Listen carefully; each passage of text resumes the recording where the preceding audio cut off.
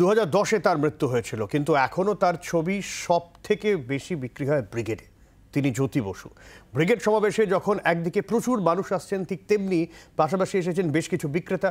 তাদের কাছে রয়েছে জ্যোতি বসুর ছবি, বুদ্ধদেব ভট্টাচার্যের ছবি, রয়েছে লেনিনের ছবি, মার্কসের ছবিও।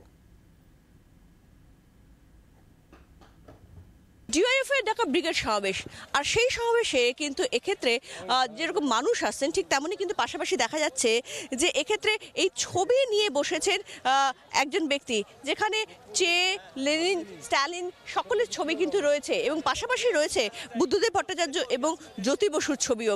এবং এই মুহূর্তে কিন্তু সেই এবং আরও একজন এসছেন, তিনি এক্ষেত্রে মূর্তি বানিয়ে নিয়ে এসছেন, যে মূর্তিগুলোকে তিনি এই মুহূর্তে তার পশ্চাৎ সাজাচ্ছেন। আমি আপনার কাছে জিজ্ঞেস করবো, কার মূর্তি নিয়ে এসেছেন? লেনিনের মূর্তি।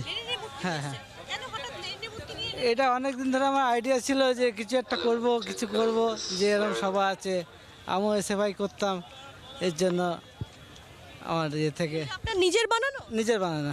জ্যোতি বসুর ছবি সবসময় বিক্রি হয়, আমরা তো দেখতেই পাচ্ছি হাতে টাকা নিয়ে রয়েছেন, তারা ছবি কিনবেন বলে দাঁড়িয়ে রয়েছেন। এবং সেই ছবি যেটা বলছেন যিনি বিক্রেতা, তিনি বলছিলেন যে জ্যোতিবাবুর ছবি সব থেকে বেশি বিক্রি হয়। জ্যোতি বসুর ছবি কেনার কি কারণ?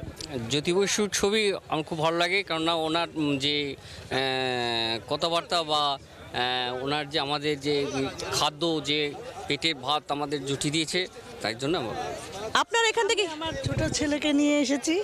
এখনো যদিও কোনো ইয়ে হয়নি, এসএফআইয়ের ব্যাচ দিলাম, ছোট থেকেই বীজ বোনা হোক আর কি। আপনার ছেলে? ও, আপনি এখান থেকে কিনে আজকে ওকে দিলাম প্রথম। আপনি নিজে এসএফআই করতেন? হ্যাঁ, আমি এসএফআইয়ের প্রাক্তনী। জ্যোতি বসুর ছবি এতদিন পরেও কিন্তু কার্যত তার মুখ্যমন্ত্রী হিসেবে তার থাকা পরবর্তীকালে এবং তার চলে যাওয়া, সেই সমস্ত কিছু এতদিন পরেও কিন্তু ব্রিগেডে এখনও জ্যোতি বসুর ছবি কিন্তু সব থেকে বেশি বিক্রি হয়। জি 24 ঘন্টার জন্য ক্যামেরা নবীনের সঙ্গে শ্রেয়সী, কলকাতা। বাংলার আওয়াজ, বাঙালির আবেগ, জি 24 ঘন্টা।